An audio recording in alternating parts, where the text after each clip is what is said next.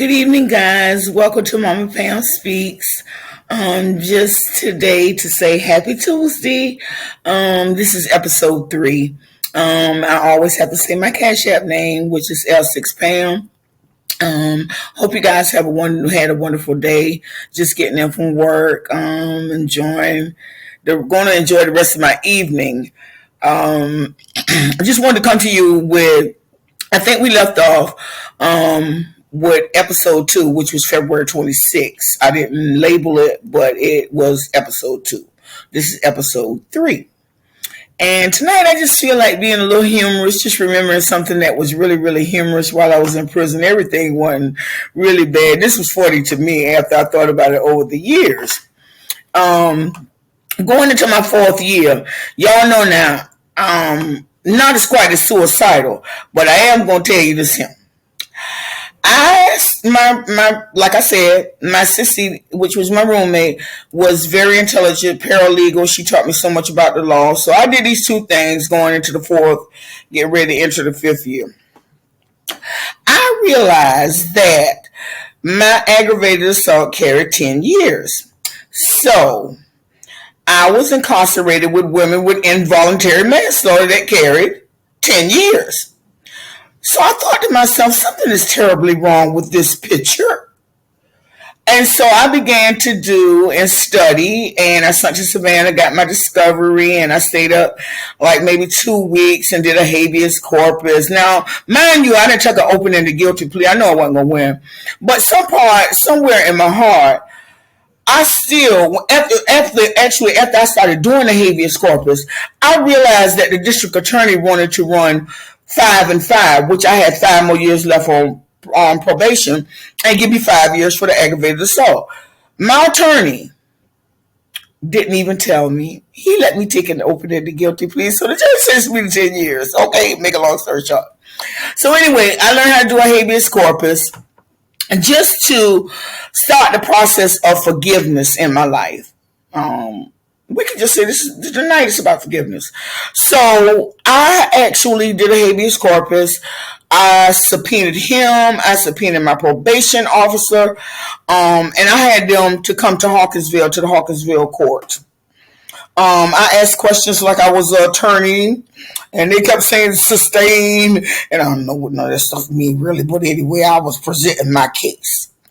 So anyway, after that, I began to just read a little bit more about the law. I mean, there's things that can't be overturned once you take an open-ended guilty plea. That's it. You're actually saying that you're guilty. So then it came to my little delusional mind.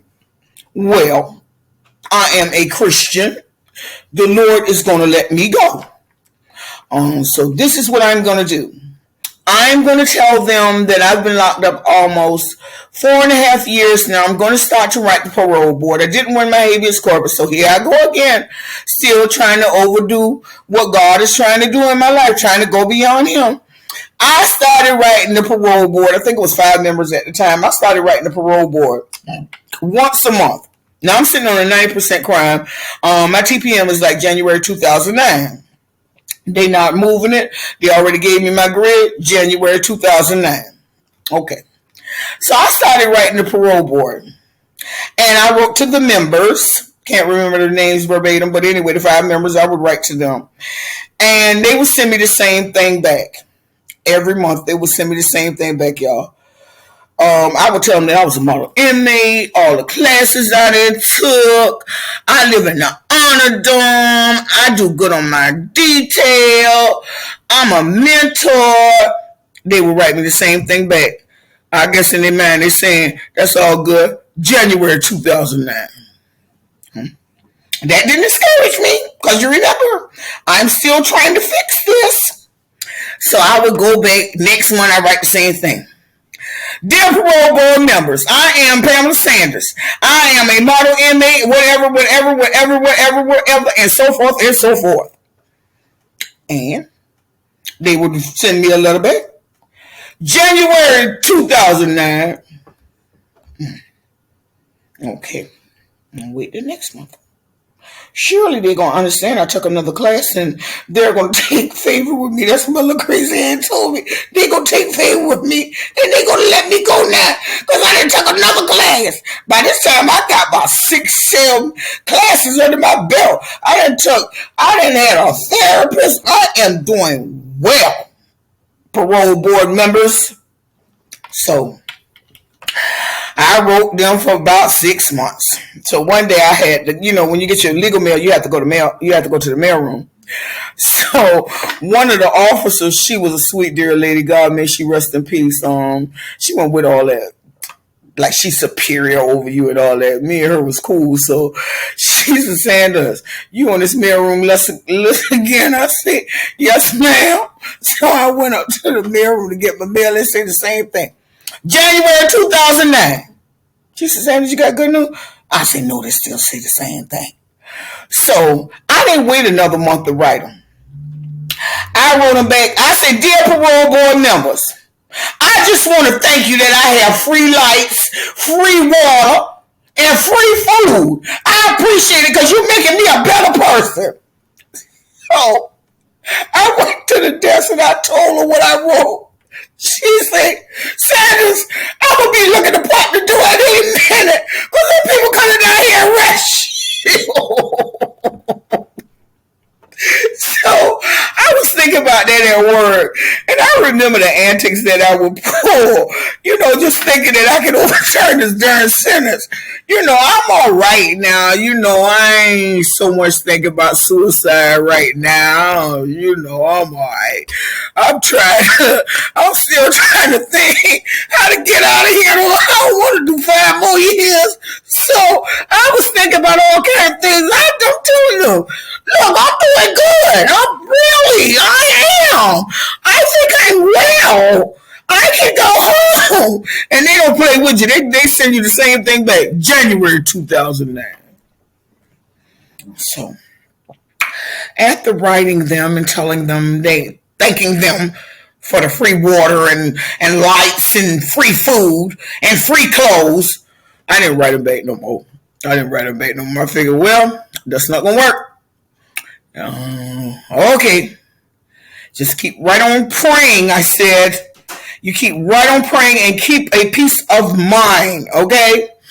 Some of the things that I was seeing, it was devastating me. I thought about the fact that inmates were hanging themselves. Some of them I knew personally. They was in a meeting with me. I chair the meetings now. I chair Narcotics Anonymous.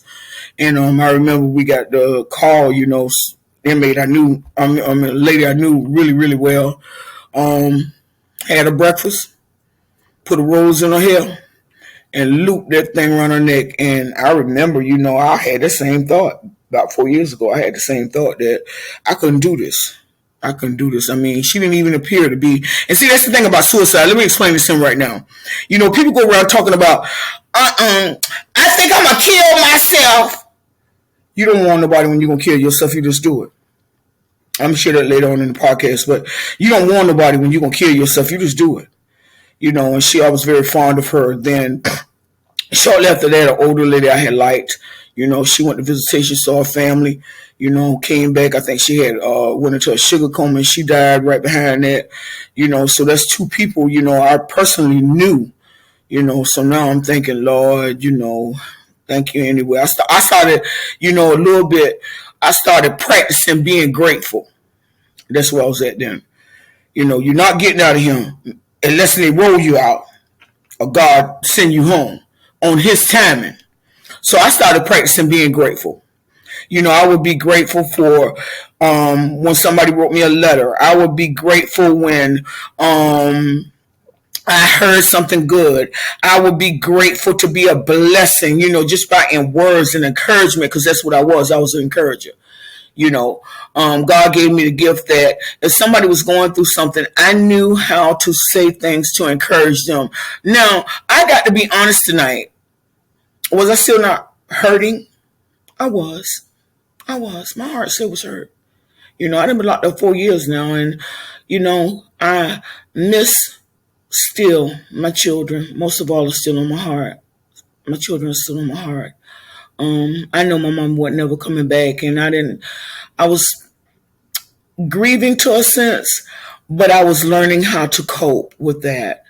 Um, as I said, I still continue to take positive classes.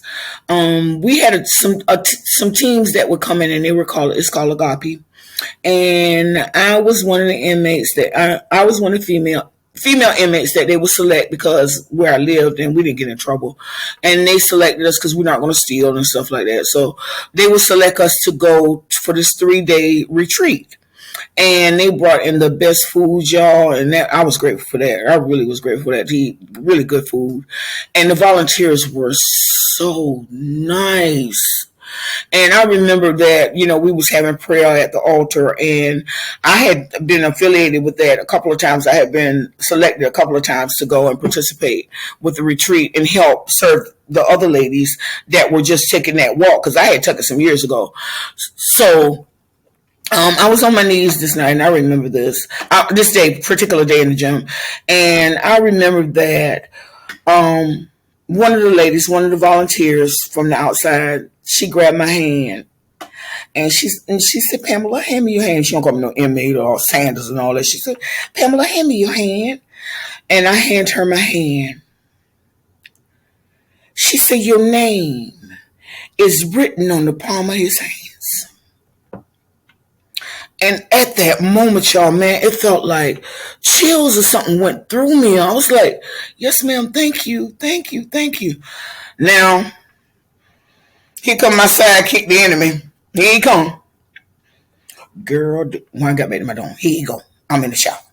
"Girl, did you hear what that lady had said to you? Your name written on Jesus' hand. Oh, girl, watch me overturn that sentence." See, he'll set you up any kind of way to distort your peace. You see what I'm saying? Because that's not what it meant. God was letting me know that I was being kept. My name is on his mind. But the enemy will tell you something different. "Girl, you finna go home. Did you hear what that lady just said to you? Your name on Jesus' head."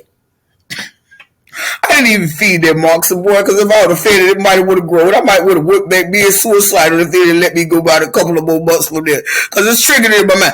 My name is on Jesus' hand. I'm going home. Okay? But anyway, y'all, to make a long story short, that fourth going into that fifth year, I was learning. I was really learning. I was growing. All offenders, man, you look for that day when you're gonna go home. But I began to my thought process. I began to relax. Now you can say, "Girl, how you gonna relax and you locked up?" But my mind ain't locked up like it was no more. See, you can be locked up, but your mind ain't locked up. Okay, because if your mind locked up, you straight locked out. And that's where I was when I entered the system. So I began to think about positive things. I was learning all I could. Like I said, when I had the psychologist, he would give me little courses and I would study them. One of the best things he gave me is when he told me to journal. Now, I'm still journaling. I'm writing down everything. If the officer do something to me, I put that job in the journal. I might say some cuss words about it, but see, I ain't doing it verbally, but it's still getting out of me. You see what I'm saying? So I learned to use instead of being angry, I learned to put it on paper. And that's what I was doing. Guys, I wish I could say that it was always easy, because there still was some little rough days in there. Some rough days. I basically, going into about my 4.5, 5th year, you working a straight file line for every darn thing you got to do. You got to look at the back of somebody's head. And I was tired walking a straight file line. So one day I was coming for dinner, and I was saying, "Sanders, get in line." I said, "I can't, because I got 2 left feet. I don't know which way they going there." Everybody in the line bust out laughing. I was tired watching the back of somebody's head, but I had to do what I had to do, because, like I said, I didn't want to get moved out that honor dome. Kind of comfortable. We had a bathtub. The prison I was in, we had bathtubs and all. So I ain't wanted to get moved out of there. We had carpet, 2 TV rooms, and that's about as best as it can get in prison. I ain't gonna lie to you. I didn't tour all 3 prisons during that 8 and 8. I toured all 3 of them: Alto, Atlanta, Washington. I toured all three of them because they were sending me to classes. Now I'm gonna get into that in my 6th year. I'm gonna tell you about that later on this week. But yeah, I took a tour of all of them, and Pulaski actually was the best for a female. You know, we not home, but it kind of made it a little bit better, y'all.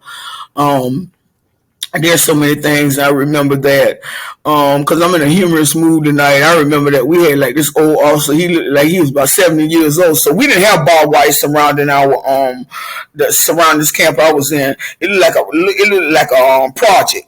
Kind of reminded me of this project on the east side where I'm from in Savannah, and he don't look like he should have been no officer. And see, all our yards are open. All our yards are open. So when they call yard call, each yard come out E1 all the way down to E8. But it stops at E6 the way the dormitories look for us. They call E7 and E8 the hood. So anyway, he would be standing there. Sometimes it would be hot in that sun with his little umbrella. He looked like he was 70. He was really nice little man. But I used to sit on the triangle bench and I'd be rolling laughing. So listen, people be throwing stuff across the yard. He done turned this way. He ain't saw none of that. They throw something back across the yard. He done turned this way. He don't see none of that. So listen, one day we was on the yard. And the Atlanta girls and Savannah girls got to fight. I ain't got nothing to do with that, man. I don't shoot them young people. Y'all do what y'all do. I ain't getting up and fight nobody. I don't even know the Savannah girls fighting. I ain't with all that, man. I'm trying to make parole. So anyway, we were sitting on the yard looking at him. So when he finally saw him fighting, one that ran from one dormitory to the other, and he's standing there looking like this here. 10. 10. He ain't nowhere near the fight. Yeah. Stop that now. Stop that. 10. Man, let me tell you something. If I didn't roll that day, I ain't know what to say. Now, y'all know Pulaski. Do better than that. You know he couldn't break up no 5, 6, 7, 8. You're a young girl fighting like that. He here. 10. Them girls hitting each other in the head with locks and all kind of foolishness, bloody as all I know. We were sitting on the yard looking at him, and he just turned from side to side. He said, "Stop that." He wasn't nowhere near the fight, man. That's just some of the things that go into prison. Sometimes, everything wasn't bad. Sometimes you had to find some humor in some things. I'm glad none of them didn't kill each other out there. But boy, they were popping each other in the head with them locks like no other. A few went to medical. I guess someone went out to the hospital, but I'll never forget that day. Some things still make me laugh. I'm grateful still to make it out of prison. In my right mind, nobody popped my behind in the head with a lock. So I ain't popped nobody in the head with a lock. Let me say it like that. But God, loving him all the way, thanking him for how he's brought me through, y'all. I just had a little humor tonight, so I got some more things to say as we enter 5 and 6. Guys, tune in to my podcast. It will be Saturday. Once again, my Cash App name is $L6Pound. My motto for the day: keep it real always with thyself. To thy own self be true. A man cannot be false. Will nail man night and a day. Shakespeare. Good night, beautiful people.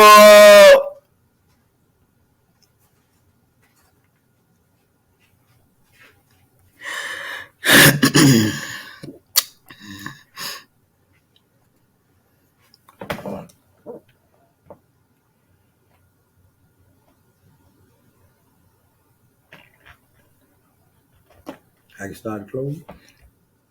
I think I am still on. I got to learn how to. Y'all bear with me. Oh, shit. I thought I had a touch screen. I'm just as crazy. I'm sitting here touching the darn thing. Man, you play too much. You think? You ain't got enough. I know you ain't talking like that.